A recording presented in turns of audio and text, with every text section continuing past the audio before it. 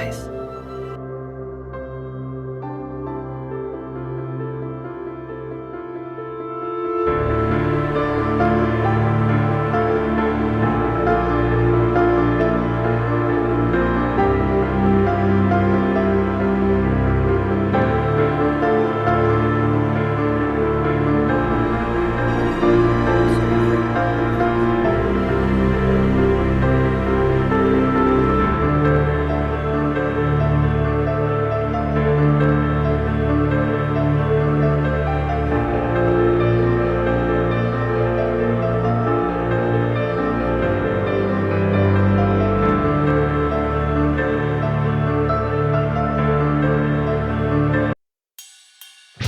Good evening, ladies and gentlemen, and welcome to the Wrestling Draft.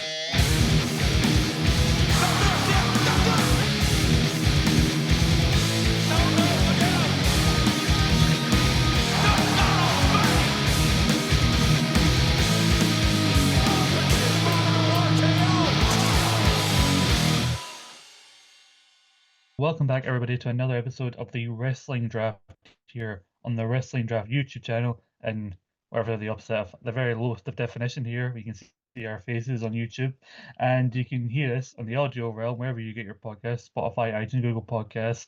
If you're listening to us while you're out and about listening to some good drafting content, I am your host today, Scott McLeod. And before we get started, I want to give a shout out to D-Boy Plays, who did the new intro for us. We hope you enjoy the intro. Finally got some unique music, and I really enjoy the work we got there. And you can find D-Boy Plays on Twitch at twitch.tv/D-Boy Plays. On Twitch, obviously, best place for it. But a big thank you to him for that. And I think he knows Stephen, and Stephen helped set that up. So, we enjoy slagging Stephen off on this show, but thank you to him for helping set that up, and thank you, D-Boy, for helping us with the music. Shout out But- D-Boy Plays. Yeah, make sure you follow him on Twitch. But you hear the voice there in the audio realm. You can see him now on your screen. He wasn't here last week. Conveniently, when Andy Mitchell, the man he's been slagging off, was here. You can explain that. But Dave, welcome back. You didn't get a chance to talk about it, but I made sure to cram in several times last week that we were at AEW Glasgow. Really solid seats that we got. Oh, yeah. A very You can long thank me for evening. that, by the way, because I got us our tickets. I thanked you multiple times on the night. Thank you very That's much. good. It wasn't yes, you recorded, did. I know. but- We may be at each other's throats, when we're on camera or recording, but you know what?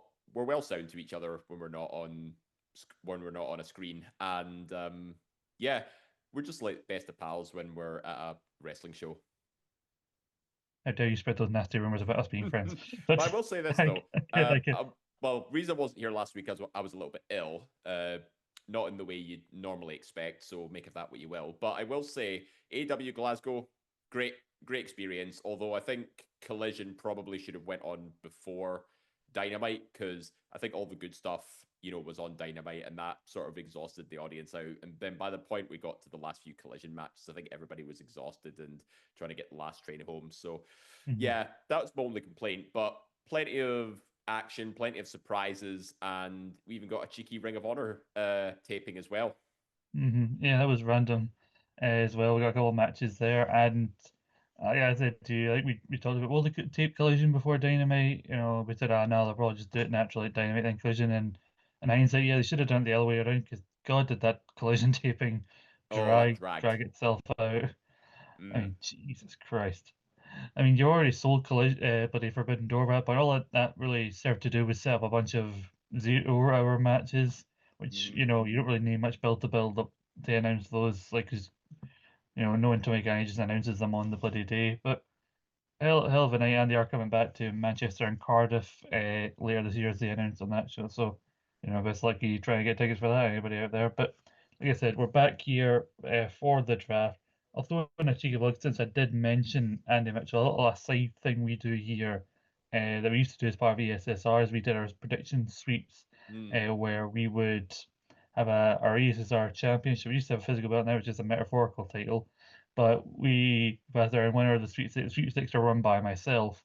And the last ever holder of the Ezekiel Jackson of the ESSR title was Dan Axel Jameson.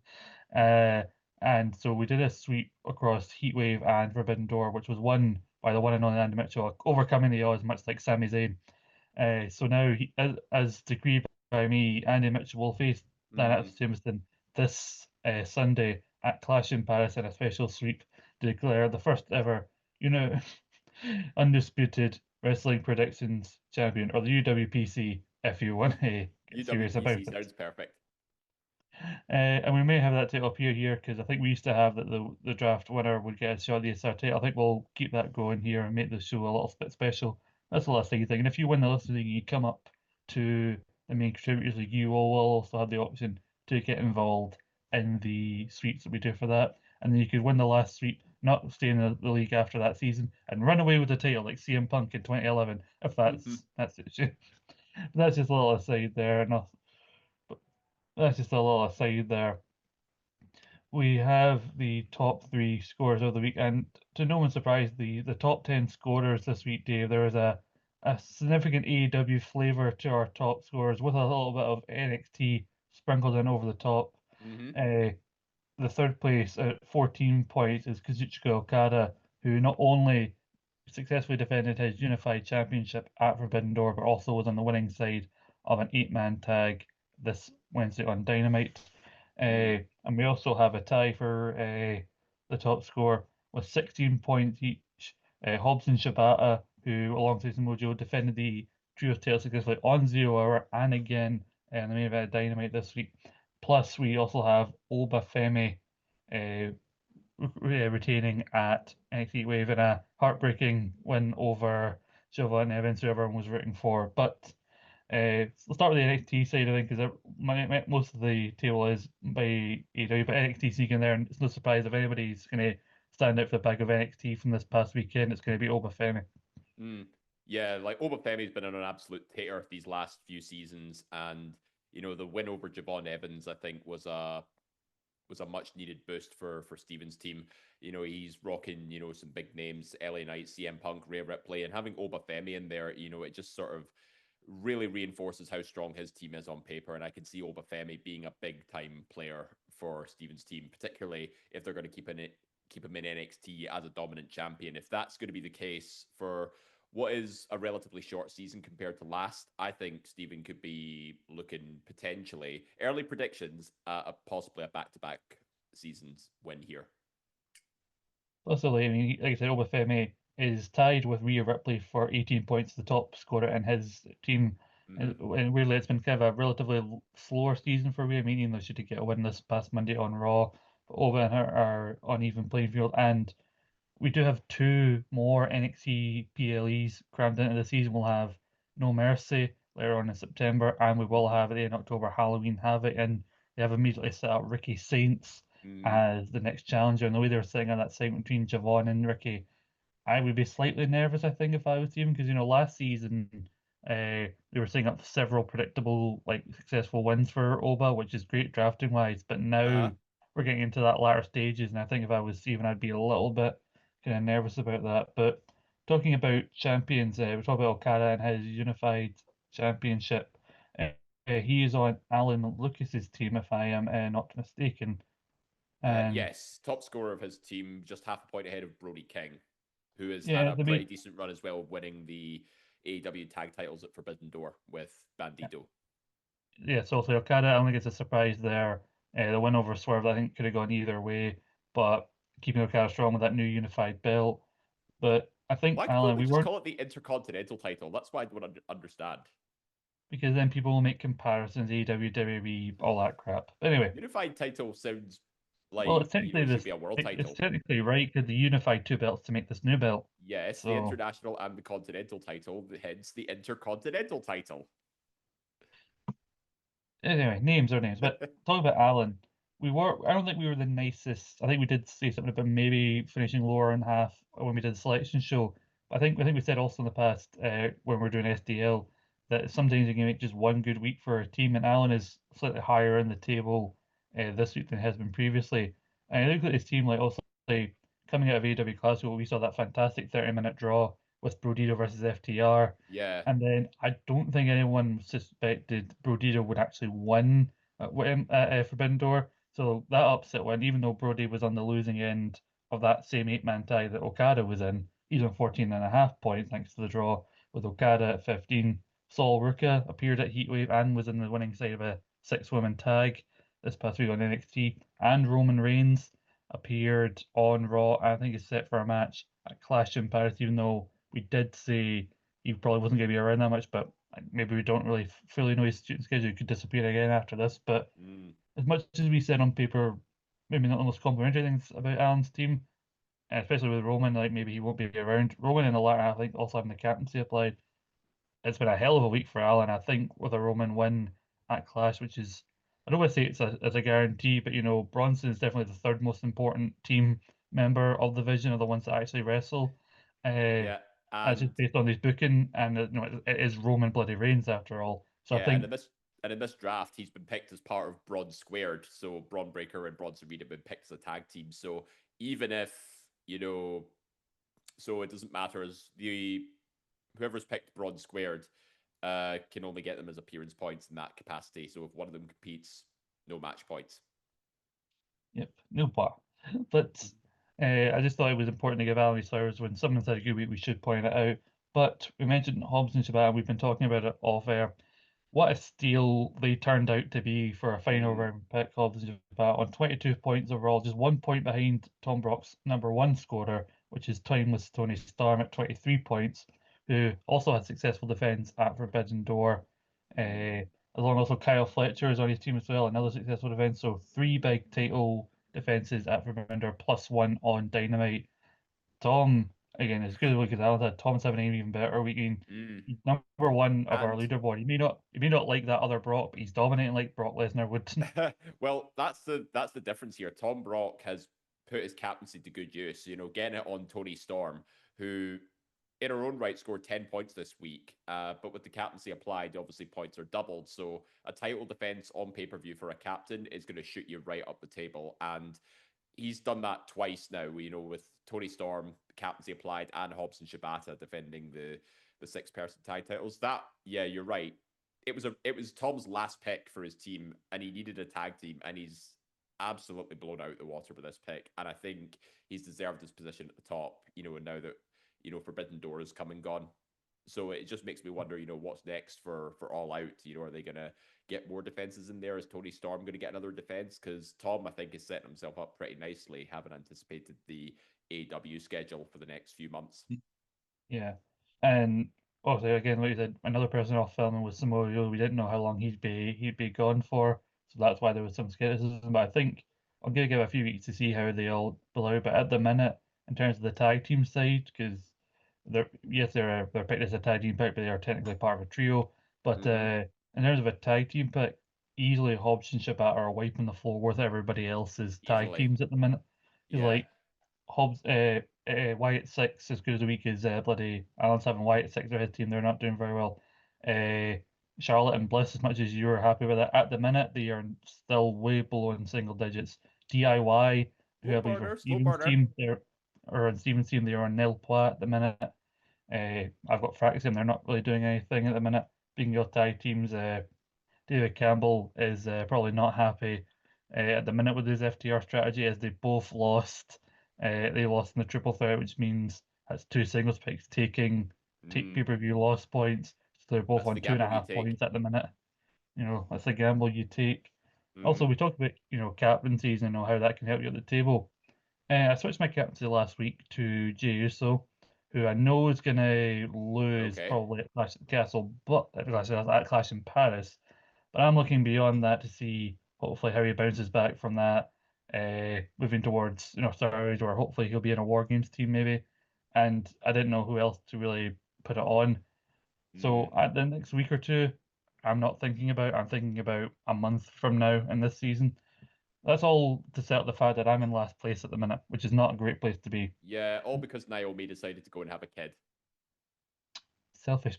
Bloody women today. The Well, joke. Big Jim Yeah, didn't proceed with caution. bloody Big Jim. Put it away. Uh, 32 points for me, and then the draft bastard Robert fucking Shaw is ahead of me on 35. 39 points, the GOAT, and just above us. Again, that FTR loss is hurting him. Grant McRobbie, AI know better than you on 39 points tied with the GOAT, and I know he'll pull away ahead of me a little bit after clash with Seth Rollins. I think it's a guarantee that Seth will get that for at least one successful defense, if not carry it through the season. So I'm trying to claw back. I'm not trying to win this season. I'm trying to outlast Grant McRobbie. That's my goal at the minute. Beat the The AI. man without beer with Andy Mitchell, 44 points. Don't shut up. Uh, Along with It's Tsunami Time, Gary Morris also won 44 points. 45 points, just 1 point ahead is your Celtic with the West End Country Club. And then it's El Grande Escosi JP, who was doing really well the other week. He previously tied, and for first place alongside Andy. I think the fact that JCJ, even though the title didn't really count with TNA, Yeah. JC took a loss in the triple threat at Heatwave and then lost in the six-woman tag on NXT this week. He tried he's to had a ask howler if this the week. fact that JC wasn't pin bench, he didn't lose points, but you're not pulling that one. Otherwise, I'd be happy with so otherwise, he's going to take a loss there. Solid But mid card performances, though. I mean, there's only 5.5 points separating fifth from 10th, I believe.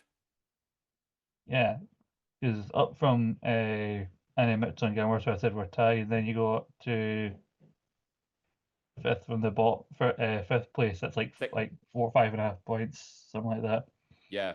Where this goes, like I said, 48 points and 49 points team versus Gary Kent, who had a better week. And Gary, I believe, has Becky Lynch, so a better week for him coming in Paris. We'll get to that in a moment. Iguana dance with somebody. Oh, no, sorry, I've jumped over Alan Lucas, don't want to get him angry. 55 and counting. Well, you're on 49.5 points, so you're very close to 55. Iguana dance with I don't think somebody, you understand the 59 reference. points. A big jump of 10 points up to Matt Smith. Even though Matt Smith, I mentioned, he has two people on 0 points. Mr. Iguana and Swerve Strickland are both on 0.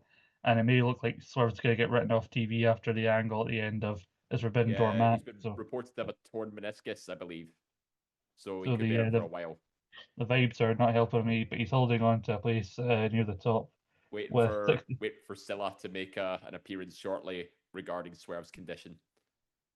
the Essex lead that, so Jameson on 64 points, 67 points, Straight Edge, Brutality, Stephen Wilson, and then Tom Brock, as I mentioned, 71 points, and I think rightfully deserves place at number one after the absolute steal of Hobbs and Shaban.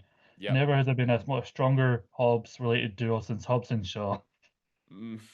Well, it's the table starting to take shape now. You know, you've got three people clearly leading the front. You've got Tom, Steven, and Dan, all above 60 at this point. But I think the most hotly contested spot at the minute is the mid card. So everything from fifth down to, as I said, 10th. So anybody between 50 and 40, you know, all it takes is, you know, one win on one show and the table could flip massively, especially when we've got Clash in Paris this Sunday. Mm-hmm. Yeah, we got Tom, who's never won it on his own. He has won, I think, as part of a tag team with Goats Incarnate alongside the Goat Canelo. But, this is a lot like the WCW this table where we got a strong mid card, and at the top we got a top three. You've got the one that everybody wants to win, and we've got two people who have been in the main event for a long time who won't bugger off. Like I said, I'm trying to be objective here, but if I had to pick of our top three, my money would be behind Tom Brock because we need some fresh blood, at the top. Yep. I think he's Speaking of looking for fresh his blood, first singles win as well. speaking of fresh blood, people try and make their way up. Let's go over to our developmentalists or Dave. Take us through the top five of the Listeners League for this week as we come out of a big PLE weekend. And let me tell you, they're doing pretty well on top of, you know, what the main league's accomplishing. You know, I think we're fairly on par. And given that the Listeners League has obviously, you know, selection of the pools from each round, they are doing pretty well. So just an honorable mention for 6th to 7th place, actually. We have a tie on 61 points, a three-way tie. Stuart Cowie with Charlie Haas's Angels, Ross McCluskey with Hiroshi Tanahashi Brownie, and Aidan Scott with Hangman Aidan Page, all on 61 for this week. Now, for the top five, though, we have Listeners Leaguer from day one-ish. It's Big Alan Laurie, Draft Balls 3, The Search for Draft Balls 2 on 64. 1 point ahead of him is Gordon with I'm Not Too Fussed, 65. Third place, we have Sam with the Dallas Cowboys on 68 points. And then as we break into the 70s here, we have Eve Jameson, the wrestler machine, on 71. And leading the Listeners League at the end of this week is Lee McAteer with Mac Attack on 75. Now, the big scorer for Lee is he's actually a combination of quite a few big names. You know, he's got Dominic Mysterio, he's got Chelsea Green, Ava Rain, Paul Heyman, backed up by Hank and Tank on NXT, who unfortunately have now lost the tag titles to Dark State, and he's rounding things off with El Grande Germanicano. Yeah. So it's a strong week in the Listeners League. It's weird that we have a few people who decided, what's your name? Sam. Sam what? Yeah. Just Sam. Just And one just name's Gordon as well. Yeah. But we also have Ticker as well in the Listeners League. No clue, but we'll still win. Yeah. On 56, though, you've got a bit of catching up to do, but still early days. So let's just keep on ticking. You might consider, though, I think a familiar face in the Listeners League there, and I think by this point knows how to select that. It's a strong team he's got there. Talking about Hank and Tank, Matt Smith, I mentioned, two people on zero. He's having mixed fortunes in it because every time Mr. Organ makes an appearance, he keeps asking for points, even though it's not a WWE sanctioned thing, and we're not currently counting Triple, even though there's a campaign on at the minute within our draft. Yeah, just put it into Dave, he also perspective. does have. Yeah, he does also have Hank and Tank. Yeah. Hank and Tank have only been picked once as well, and that was by Lee. So, although Hobbs and Shibata, I think we learned why after Heatwave. Oh yeah, I had no faith in Hank and Tank after last season, but Hobbs and Shibata, we mentioned before, they've only been chosen once as well, and that was by the aforementioned Ticker. So it's it just goes to show, there's a lot of big scorers being slept on in the Listeners League. Like our most frequent picks, Roman Reigns has been picked the most, 10 times. Not really sure what kind of paint thinner they've been sniffing there, especially, if his schedule is as light as to be rumored. Well, I think the aftermath of Clash in Paris will tell us everything we need to know about that. Cause I think the ultimate thing is they'll probably build up to set, but I think the real money they want right now is a Braun Breaker Roman Reigns match. I think he's getting through Bronson and get to that. So maybe. Depends how soon they want to do that. They have a spear off, probably. Probably, yeah. Yeah, the second highest Listeners League pick as well is Drew McIntyre. He's been picked 8 times. And then it's a 4-way tie. 4 people have been picked 7 times. Seth Rollins, Mercedes Moné, LA Knight, and Io Sky. So quite a good mix of picks there. Not as one-sided as, some of past seasons are. But I'm still questioning, why are people so keen on picking Roman Reigns, even though I think just the name, he might really. not appear as much these days. I think just the name value, I think of it. But I mentioned Matt Smith, the Vice only taking so he's got Dominic Mysterio, who's doing him really well. He's easily his top scorer. But Dominic, not booked on Clash of Paris, but is booked on the Raw after Clash in Paris and Intercontinental match against AJ Styles. He does have Mercedes Moné. I think. Yeah. I think so.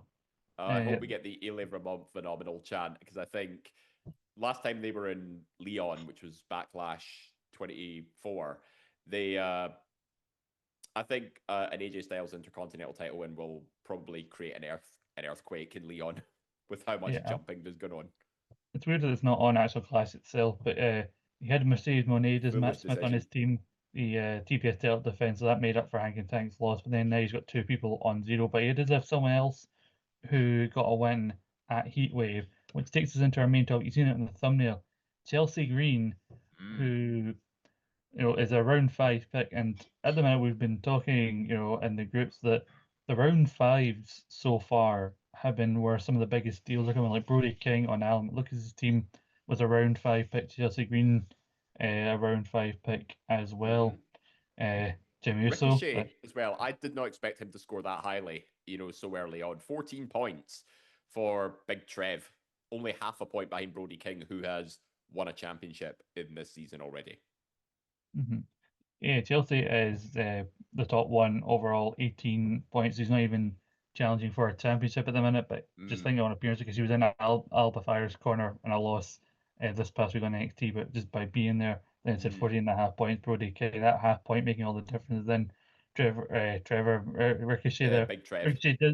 Ricochet is coming off another loss, though, having the Gates him and the Gates Danny losing in that trio's defense. The right at the bottom, though, unfortunately, in the round five is DIY, which is Steven's tag team on Nilpois, followed by Yep. 2 points or 2.5 points for Cash Wheeler, who was David Campbell's fifth round pick.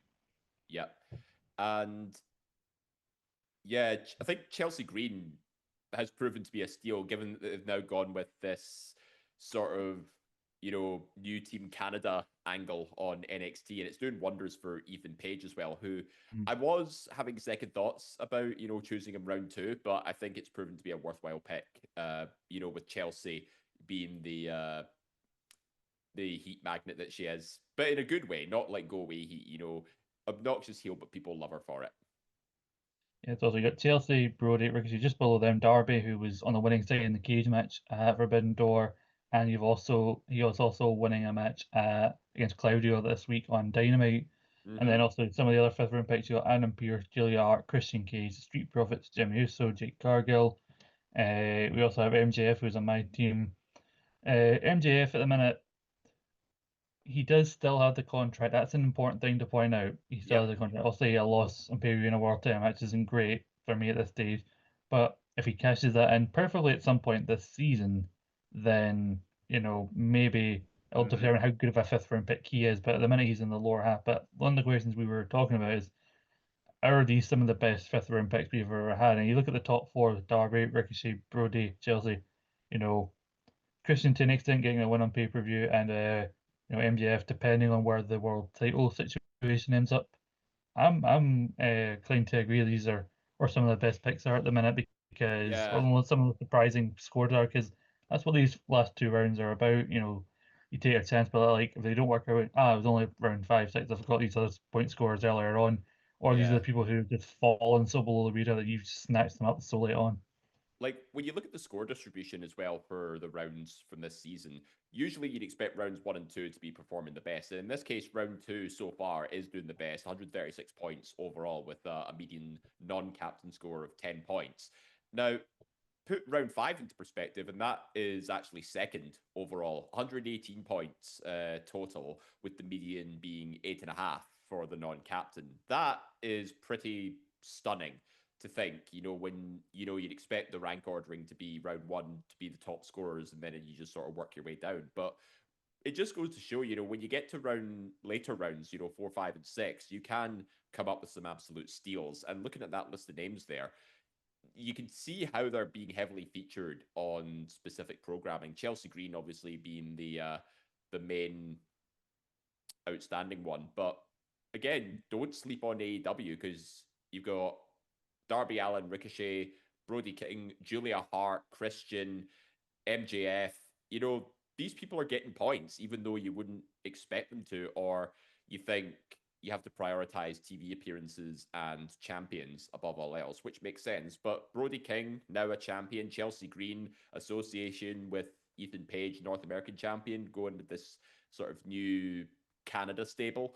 This is why the draft is so unpredictable, because you can get the big scorers in the most unlikely of places when you have no idea where the booking's going. Yeah, and I think for a lot of us are happy to see Chelsea doing so well. Depending on where the season goes, with this stable, appearing on the main roster, but also in NXT as part of this group, that'll determine if she gets a boost going forward in terms of people maybe looking at her differently. Because it's somebody who gets a steal, someone who becomes a steal in the later rounds and performs beyond people's expectation. That's when people start creeping up to round 3, round 2, and some occasions even a round 1 pick.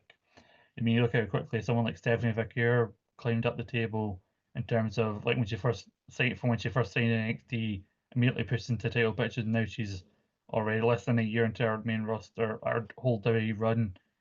She's our first round pick, and it's weird, like you said, the selections. Because you mentioned Christian Edge or Adam Copeland, depending on what you want to call him, is actually one of not my most my better scorers at the minute.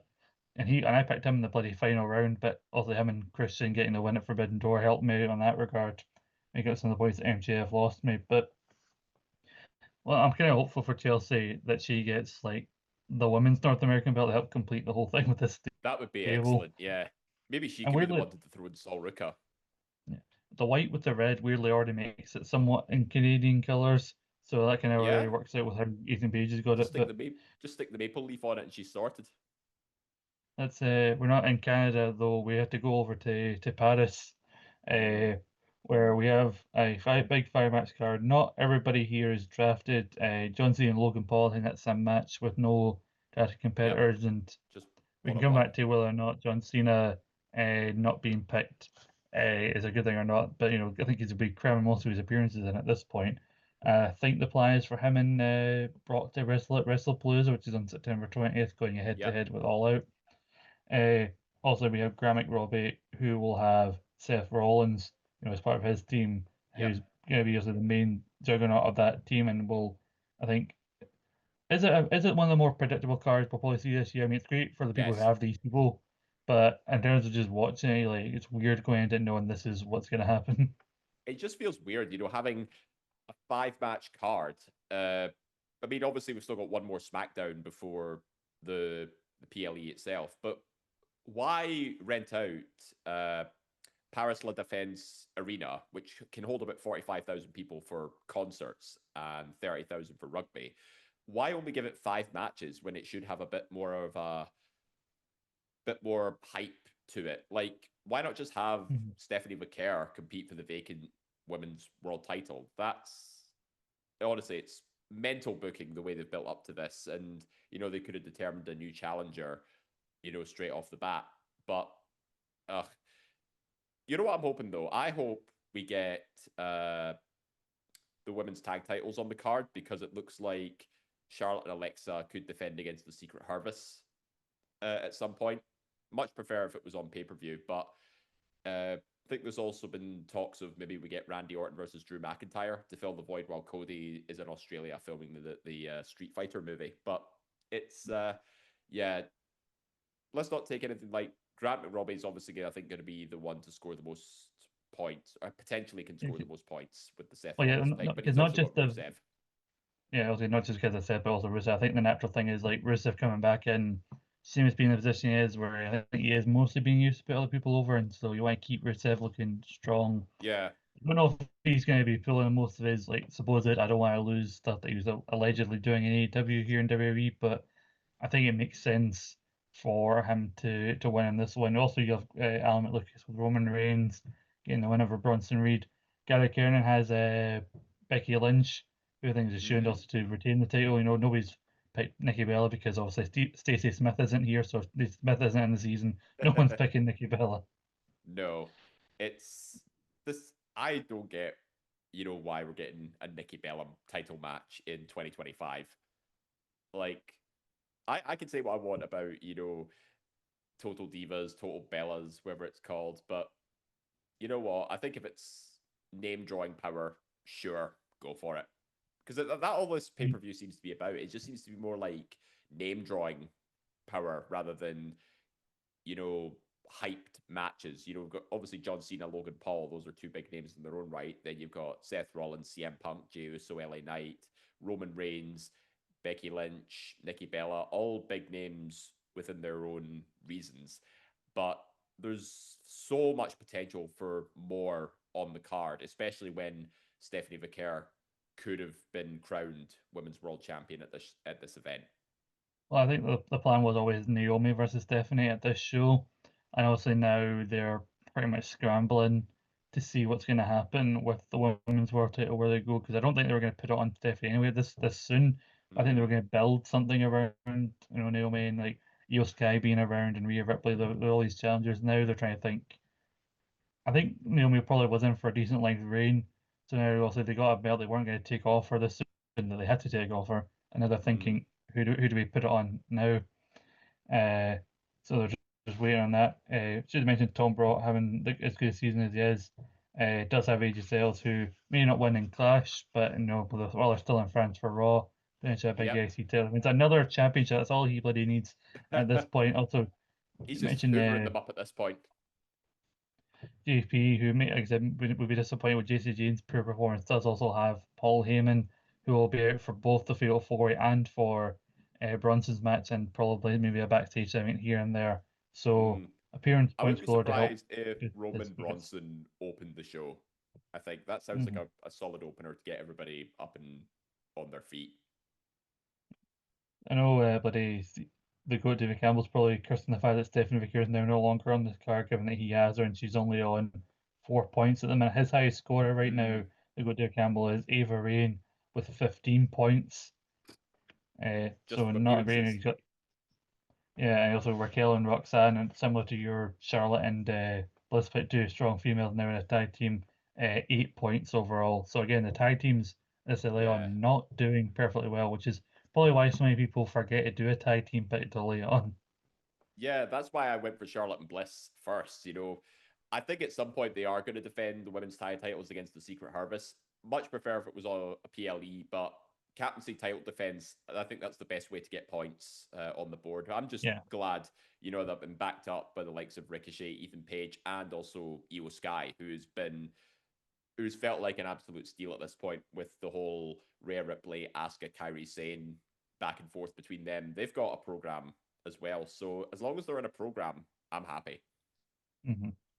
I believe Robert Shaw had. Oh no, not Robert Shaw. I'm trying to find who has CM Punk because they're going to lose points. Oh, it's I Steven. believe He's got Steven, CM yeah.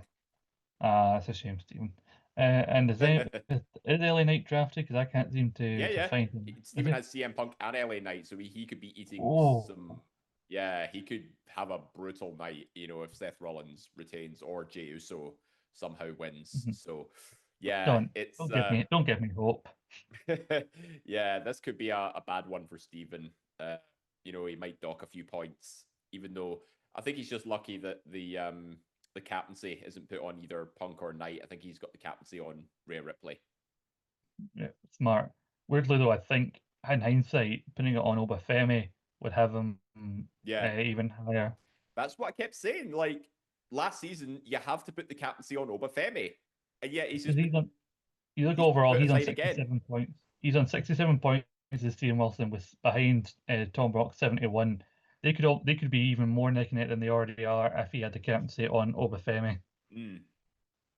Yeah, I he would have feel had. that. Yeah, it would have been Stephen would have been on 76 if he put the captaincy on Obafemi. He'd be leading the charge. Yeah, I think he would need that considering two aspects are probably going to lose in a world title match clash in Paris. But noticing how weird that is that earlier on I was saying, Oba will probably lose the title this season, but you should have put the captaincy on him. I know, I'm giving mixed messages. Do as I say, not as I do.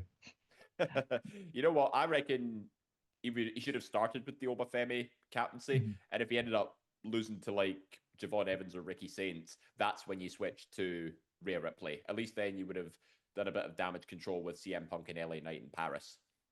But then Axel Jameson, sort of a European, I mentioned Jey Uso earlier, I know him potentially getting back in the world title. The guy that took the world title from him, Gunther, is yet another pick. There are actually a couple of picks who are still on 0 points at this early stage. Gunther being one of them because Dan did not do his research and learn just how bad Gunther's nose injury is. So Gunther's still on 0 points. Only chance for Dan Axel Jameson to get anything at Clash in Paris is some Adam Pearce appearances at some points throughout the show. But I wouldn't hold his breath. I'd wait to see if he has a good Monday Night Raw or a very busy Monday Night Raw where he comes out and complains about needing to drink all the time. Yeah. On the plus side though, he did have Blake Monroe getting a win at Heatwave, and he has Adam Page, so he had a good weekend. But this weekend is going to not look nearly as great for Dan Axel. Unfortunately, some people might leap over him. But yeah, we won't be back. Dave will be back next week alongside a special guest, soon to be And I get determined to do because hosting duty for the first time under the new banner. oh, aren't you so happy with yourself? I will be unavailable next week, so Dave is gonna have to pick up the slack next week and carry someone else, much like I had to do with Andy Mitchell. But I'll be back the following week. It's just a revive, but all the good drafting content will continue. We'll be breaking down all the scores. Make sure, like I said, to follow Wrestling Draft, almost said Eat Super Treat, force of habit. Yeah, Wrestling underscore draft on Twitter. Like, subscribe on YouTube, leave us a comment. Also, rating, review on your chosen platform on the audio realm if you're choosing to listen to it rather than watch it. Wherever you get your podcast, Spotify, iTunes, Google Podcasts, Podbean, wherever you get your podcasts. But we had to take a quick detour in the draft over to France and come back here next week.